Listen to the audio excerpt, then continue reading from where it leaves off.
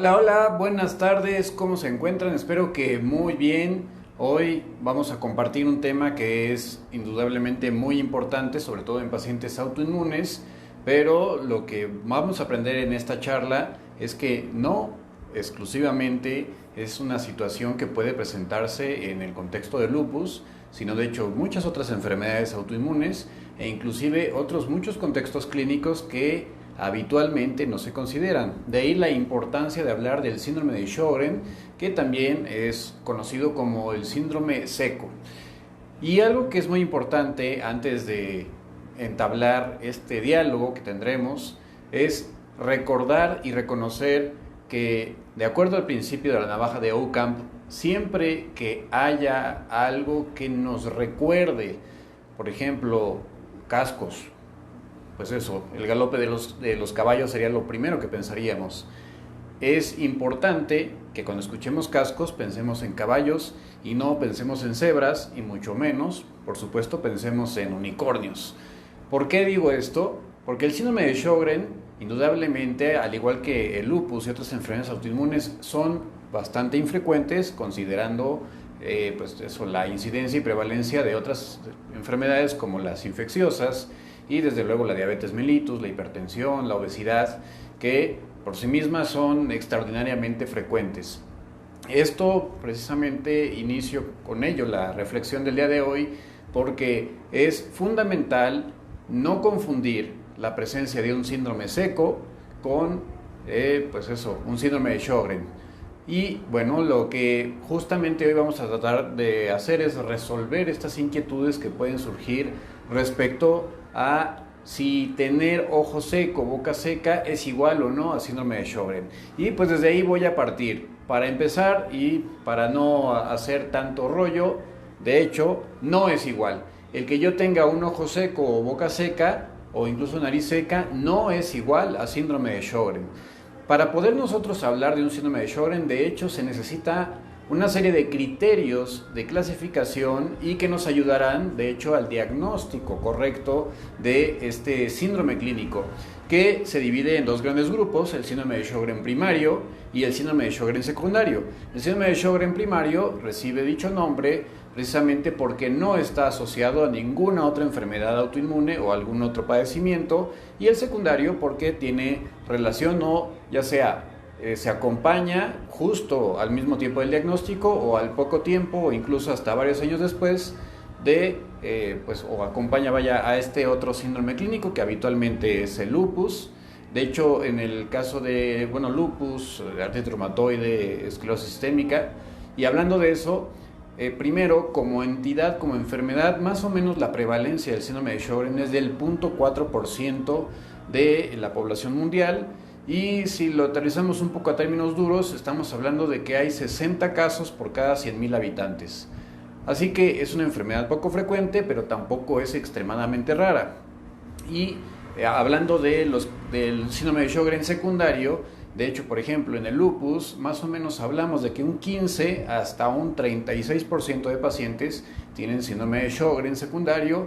En el caso de la artritis reumatoide es de un 20 a un 32%. La esclerosis sistémica más o menos es de un 11 a un 24% de pacientes quienes lo padecen, pero puede de hecho asociarse a otras enfermedades autoinmunes como puede ser la dermatomiositis, la polimiositis, la enfermedad mixta de tejido conectivo, síndromes de superposición muy variables. Y algo que es de hecho interesante es que el síndrome de Sjögren, a pesar de que es una entidad patológica específica, no se considera su presencia con otra enfermedad como un síndrome de superposición.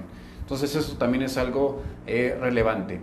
Bien, ya una vez haciendo esta reflexión en la importancia del porcentaje de pacientes que pueden estar afectados, primero voy a regresarme un poco para hablar de la trascendencia de hacer el diagnóstico diferencial nuevamente siguiendo el principio de la navaja de Ockham, es decir, pensando primero en lo más frecuente para descartar lo menos frecuente. Y esto incluye incluso pacientes autoinmunes. ¿A qué es a lo que voy con esto?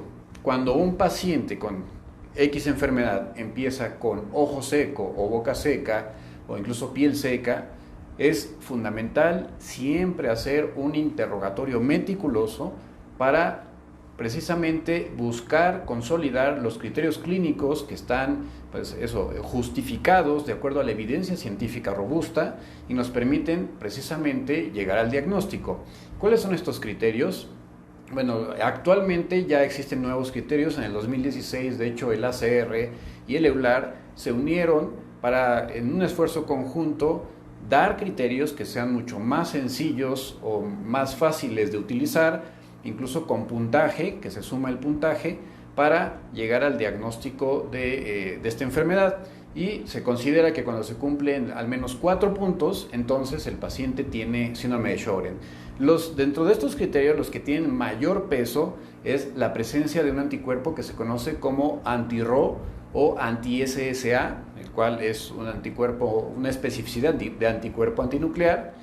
Y bueno, habitualmente obviamente va a estar en contexto de un paciente que ya tiene ANAs positivos. El patrón habitual del síndrome de Sjögren es un patrón moteado fino o moteado grueso, pero puede acompañarse de cualquier patrón. De eso que es importante también que obviamente se haga por un estudio adecuado, la individualización de los patrones. En el caso de los ANAs se debe hacer por inmunofluorescencia. En el caso del anti-Ro o anti-SSB se debe hacer por ELISA.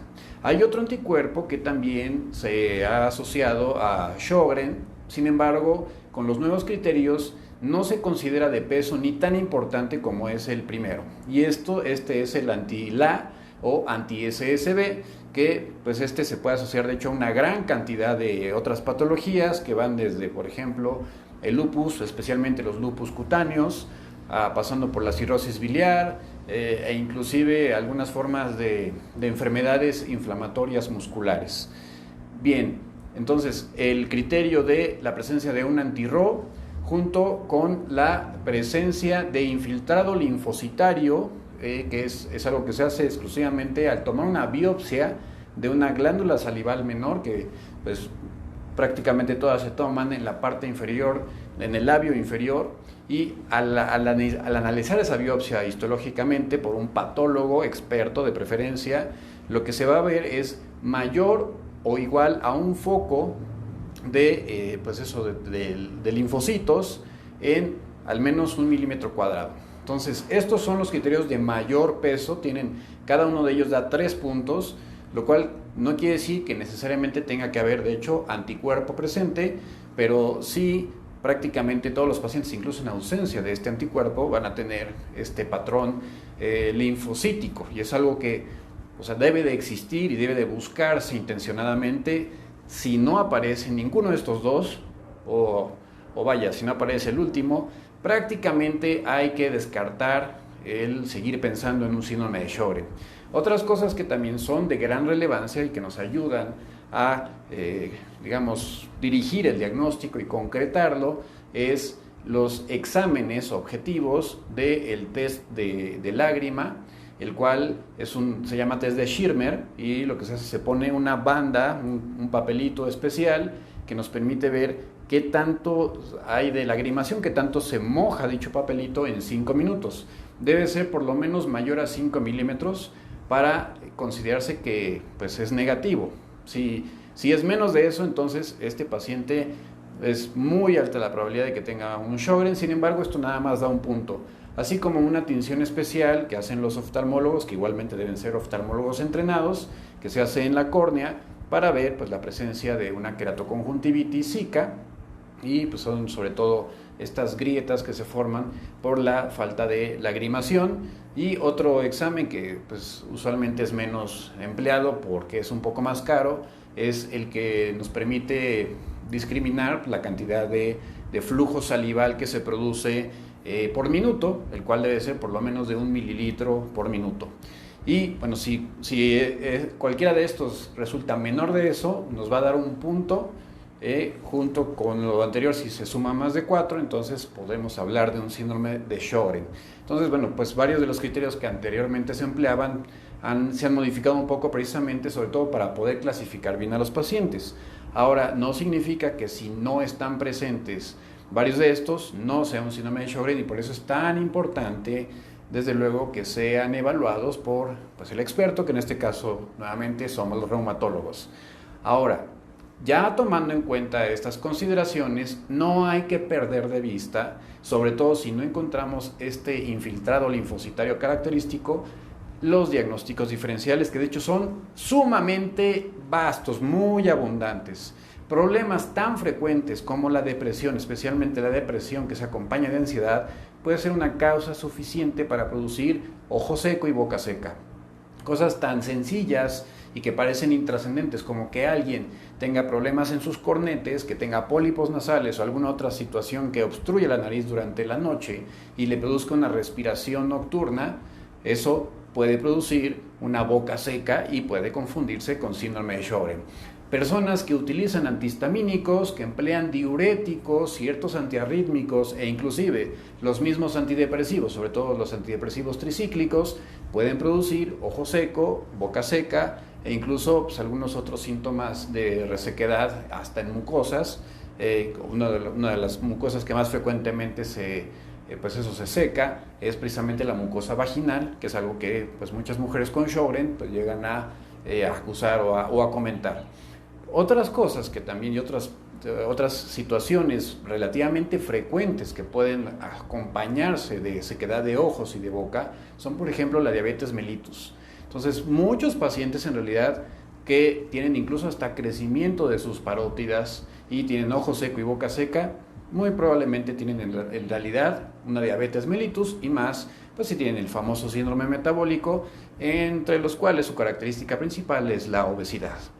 Y bueno, de aquí en realidad podríamos hablar de una gran cantidad de diagnósticos diferenciales que van desde la rosácea, por ejemplo. La rosácea es también un diagnóstico importante que se confunde incluso mucho con lupus cuando no hay precisamente el conocimiento suficiente y sólido, y la rosácea, curiosa e interesantemente, pues también produce enrojecimiento de la cara con la radiación solar. Puede haber, de hecho, artritis en algunos pacientes y pues lo más interesante es que puede eso acompañarse de un síndrome seco. Otras cosas que pueden también condicionar el síndrome de Sjögren son el alcoholismo crónico. Entonces, a los que les encanta el chupirul, pues ya saben que una de las cosas que puede hacer que dejen de producir, sobre todo salivación correcta, pues es el alcoholito, especialmente las que aman beber cerveza. Y digo las que aman porque, bueno, pues habitualmente se piensa más en mujeres, y con justa razón, porque el síndrome de Sjögren es mucho más común en mujeres por bastante. Estamos hablando de 9 a 19 mujeres por cada hombre afectado. Entonces, pues, también es una razón, especialmente si se acompaña de cirrosis hepática. Y dentro de este grupo de la cirrosis no hay que perder de vista la cirrosis secundaria a infección por el virus de la hepatitis C, que por sí mismo puede producir un síndrome seco, puede hacer que las glándulas parótidas crezcan o incluso otras glándulas salivales, pero todavía más interesante es que, al igual que el síndrome de Sjögren, que incluso antes se usaba como un criterio, el factor reumatoide se encuentra elevado. El factor reumatoide positivo es algo que sucede con mucha frecuencia en el síndrome de Sjögren, incluso suele estar más alto que en la misma artritis reumatoide, y es algo que no hay que perder de vista y no hay que casarse ante dolor articular más factor reumatoide con una artritis reumatoide. Como ven, el síndrome de Sjögren lo puede producir, pero también, que creen, pues una infección crónica por el virus de la hepatitis C. Y para complicar todavía más la situación, un síndrome de Sjögren complicado con linfoma puede ser clínicamente indistinguible de una hepatitis C crónica ya bastante avanzada, que se acompaña de una enfermedad vascular que se llama crioglobulinemia. Así que, como ven, el diagnóstico diferencial es bastante amplio y puede llegar a ser muy complejo. Sobre todo lo digo por aquellas personas que dicen que algunos médicos son bobos porque no les diagnosticaron oportunamente. No está nada sencillo hacer el diagnóstico de algo que parece tan simplón como el síndrome de Sjögren. Otras cosas que pueden llegar a producirlo son el VIH. De hecho, hay personas que pueden debutar un VIH-Sida como un síndrome seco.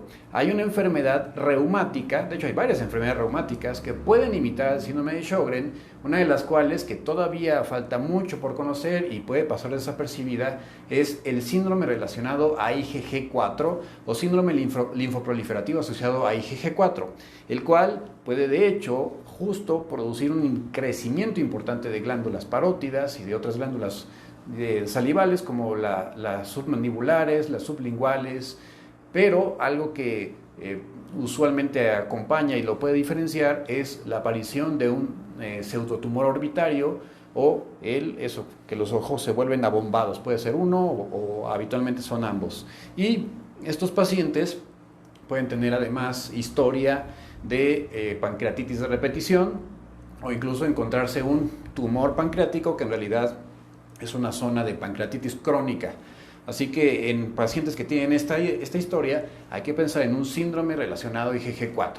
Y la amiloidosis, la sarcoidosis son otras enfermedades muy infrecuentes afortunadamente porque, bueno, sobre todo la amiloidosis, pues usualmente su pronóstico es muy grave y por eso digo que es afortunado que sean infrecuentes, pero pueden de hecho confundirse con síndrome de Sjögren.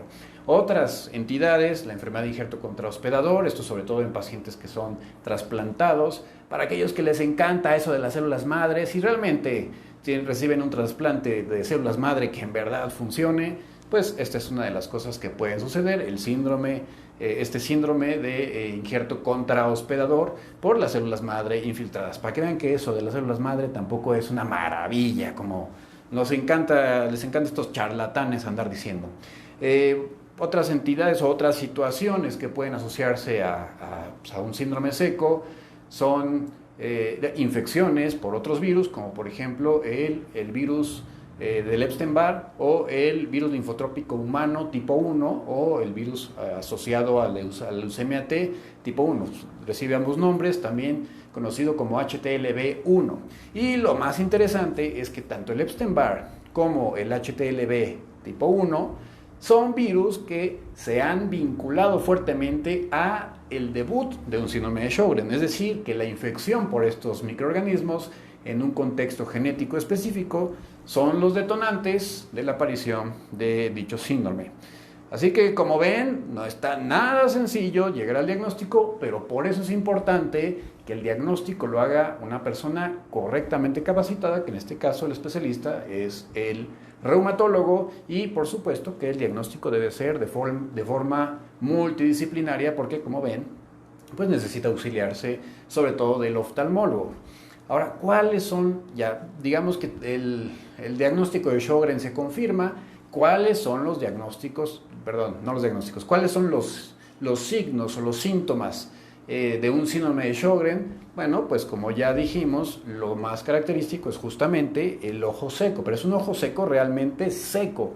Estamos hablando de que el paciente, pues eso refiere que hay molestia en sus ojos, con una sensación de ardor, como de arenillas, como de cuerpo extraño, que incluso le molesta bastante la luz y por supuesto es notable la resequedad ocular cuando se examina y son pacientes que con mucha frecuencia sufren de complicaciones infecciosas, precisamente porque la lágrima tiene un papel importante en el combate de las infecciones. Entonces esto es algo que es muy característico en estos pacientes. La sequedad de nariz, igual por la disminución de secreciones, así como de boca por la disminución de la salivación.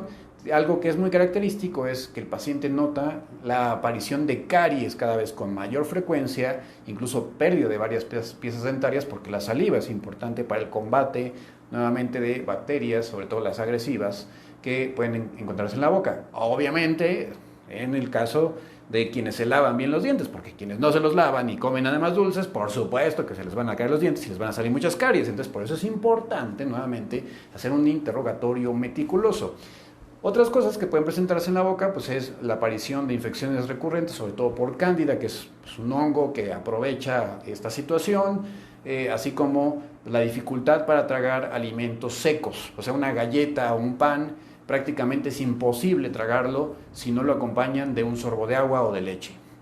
Entonces, estos son como los datos los más frecuentes. Pero el síndrome de Sjögren primario puede ser clínicamente muy parecido al artritis reumatoide, pero sobre todo al lupus. Así que por eso es importante nuevamente que haya una formación, una preparación correcta y un interrogatorio meticuloso. Y bueno, de hecho, síntomas que puede haber son malestar general, la fatiga no es algo raro, de hecho es bastante frecuente la fatiga, y esta se asocia justo a una de las citocinas que más están vinculadas al desarrollo de Sjögren, que es el interferón. Bueno, los interferones en general, que justamente quienes creen que detonan los interferones, pues son los virus. Y sobre todo virus que tienen la capacidad de producir infecciones crónicas como el Epstein-Barr y el HTLV1, así como el parvovirus B19. Hay varios virus que se han encontrado que pueden tener relevancia. Otras cosas que pueden estar acompañadas es también la presencia de sequedad de la piel, en general con picazón, molestia, por la disminución de las secreciones, sobre todo las glándulas sudoríparas puede también afectarse. De hecho, el síndrome de Sjögren per se es una enfermedad en la que lo que principalmente se afecta es la secreción exócrina, es decir, todas aquellas glándulas que producen, que generan sustancias hacia el exterior, como la lágrima, la saliva, el sudor, el páncreas exócrino, que es el que produce las enzimas, también puede afectarse. Prácticamente cualquier órgano que tenga esta función de glándula exócrina. Entonces, pues, cualquiera de esos, si se inflama, eso. De hecho, en el Sjögren cada vez más es la evidencia de que forma un papel muy importante, y esto lo diferencia de otras enfermedades autoinmunes, y tiene de hecho un papel protagonista el epitelio, que el epitelio es precisamente esta capa de tejido, como lo de la piel, que recubre estas glándulas, ya sea en su interior, donde donde están los conductos, o en su exterior. Entonces hay una verdadera epitelitis autoinmune, y por eso pues el tratamiento es todavía no es el más adecuado. Lo que sí, pues entre más temprano llegue el paciente, por supuesto que le va a ir mejor, y sobre todo si sigue las indicaciones de un médico que realmente conozca las cosas, y pues eso no se deja de considerar todas las demás posibilidades que pueden confundirse con síndrome de Sjögren, que ya les hablé, que son una lista muy importante. Bueno, otros síntomas que pueden acompañar al síndrome de Sjögren, como ya les dije, pues es el dolor articular, incluso inflamación articular, especialmente en el Sjögren primario, pero bueno, obviamente en el Sjögren secundario pues lo más habitual es que sea la causa primaria, como lupus, artritis reumatoide o esclerosis sistémica, el que produzca esta inflamación y dolor articular. Otros órganos que con frecuencia relativamente alta se pueden afectar son la tiroides, o pueden acompañar la presencia de una enfermedad tiroidea del Sjögren, así como el hígado. El hígado puede producirse de hecho cirrosis biliar primaria, y es una patología que hay que siempre pensar, sobre todo en un paciente con Sjögren, que de pronto empieza a tener agrandamiento del hígado, dolor en el hígado, aunque es infrecuente el dolor, pero sobre todo si esta si los síntomas agregados se acompañan de una elevación de las enzimas hepáticas, de las bilirrubinas, aparece más comezón en la piel. Hay algunos datos que nos pueden sugerir esta situación.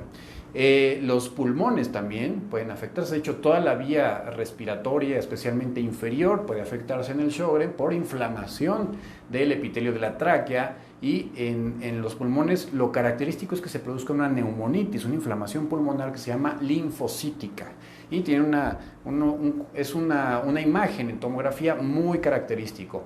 También puede afectarse, de hecho, el sistema nervioso central, es raro, pero puede afectarse y puede tener, de hecho puede ser muy parecido a la esclerosis múltiple en sus manifestaciones, nada más que en este caso la enfermedad suele ser una encefalopatía de Valot, así es como se llama, y de hecho tiene unas lesiones también muy características en la resonancia. Puede haber mielitis transversa, igual es infrecuente, pero sucede, y pues aquí complica las cosas porque puede ser clínicamente indistinguible de la mielitis que sucede en el lupus. La polineuropatía es especialmente frecuente en pacientes que tienen Sjögren primario, y esto es ya sea como un evento primero por la producción de anticuerpos contra los nervios periféricos o secundario al desarrollo de la crioglobulinemia, que es una complicación sobre todo de un Sjögren que no ha sido correctamente tratado y atendido después de varios años de evolución. Y el riñón también es un órgano que con mucha frecuencia puede afectarse, sobre todo estamos hablando del Sjögren primario, y puede producir desde una acidosis tubular renal, que bueno, no voy a profundizar en esto porque nos tomaríamos otra hora más, pero es competencia justo aquí de que el nefrólogo también pues entre al paredón o también una nefritis intersticial, que son como los datos más característicos del síndrome de Sjögren. Ahora, bueno, por supuesto, lo que ya les dije, el crecimiento de las glándulas bueno, pues son, digamos que los síntomas o los síntomas y signos como más llamativos que pueden presentarse, y el Sjögren también puede tener de hecho algunos cambios inflamatorios en pie muy parecidos justo al lupus cutáneo subagudo. Algo que es muy importante en un paciente con síndrome de Sjögren crónico, ¿sí?, que tiene ya varios años con este diagnóstico, cuáles son los datos de alarma que definitivamente sí o sí tienen que llevarlo a buscar la atención, pues no solo de su reumatólogo, y si su reumatólogo no los pela, pues hay que buscar la atención de un hematoncólogo, ¿sí? O sea, un experto en tumores, porque sí, desafortunadamente el Sjögren se asocia después de muchos años y sobre todo si no ha sido controlado, al desarrollo de enfermedades linfoproliferativas. Habitualmente son de bajo grado y suelen tener muy buena respuesta a la quimioterapia, pero es importante atenderlos a tiempo. Entonces, Sjögren de mucho tiempo de evolución y justo un paciente o una paciente, porque habitualmente son mujeres, pero de hecho suele ser peor en los hombres esta situación, porque pues, habitualmente ya saben, los hombres se sienten acá muy machos y que nada les pasa y que no sé, ya ven cómo son de ridículos algunos hombres. Entonces, bueno, suelen ser los que más pueden llegar a esta situación, especialmente porque no toman el tratamiento y les vale gorro. Y es el crecimiento unilateral de una de las glándulas, ¿sí? Un crecimiento que empieza a manifestarse de forma notable de una de las glándulas, así como la aparición de fenómeno de Raynaud junto con púrpura, que es esas manchitas como de moretes pero pequeñitos, especialmente esta púrpura si es palpable, y pues hay agregados síntomas B, es decir, fiebre, pérdida de peso, inflamación de los ganglios, sudores nocturnos. Bueno, la inflamación de los ganglios no es un síntoma B, pero sí los sudores nocturnos. Esto nos debe hacer pensar en un linfoma que apareció en el contexto del síndrome de Sjögren. Habitualmente son linfomas de la zona marginal o linfoma asociado al tejido asociado a mucosas, los que suelen manifestarse, pero pues es importante tomar en cuenta estas consideraciones. Finalmente, el tratamiento desgraciadamente todavía dista mucho de ser óptimo, porque el síndrome de Sjögren pues, es infrecuente y usualmente cuando es secundario, pues el tratamiento de la enfermedad de fondo suele mejorar el síndrome de Sjögren, pero se encamina en atender lo más rápidamente posible la inflamación por autoinmunidad. Cada vez estamos más cerca de hacerlo a un tiempo, digamos, más temprano, y entre más temprana sea la intervención, es mejor. Entre más agresiva sea, es mejor, a pesar de lo que digan estos cuenteros, charlatanes, chismosos, piojosos, apestosos. Siempre es mejor que el reumatólogo tome la batuta, especialmente si es alguien que conoce bien el tema, y tratar agresivamente la enfermedad y, bueno, usar recursos, por supuesto, locales, como lágrimas artificiales, saliva artificial, de acuerdo a las necesidades de cada paciente. Y no les voy a hablar del tratamiento a profundidad, porque si no, luego van a hacer chisme ahí y van a compartirlo con alguien que no vaya a ser que saque de aquí su cuento. Por eso hay que individualizar el tratamiento en cada paciente. Y bueno, creo que esto es lo más importante que ustedes deben de conocer respecto al síndrome de Sjögren primario y secundario, y eso, recordar, enfatizar, siempre hay que pensar primero en lo más frecuente. Ya vieron que la cantidad de posibilidades es enorme antes de etiquetar o catalogar a un paciente. Bueno, esto en realidad iría más para un colega si es que me estuviera escuchando, pero está bien para que ustedes lo sepan. No se casen con un síndrome de Sjögren si no les ha hecho el diagnóstico un reumatólogo basado en criterios clínicos específicos. Eso es todo por hoy en cuanto a el tema. Y ahora voy a pasar a saludarles, por supuesto, y ver sus preguntas.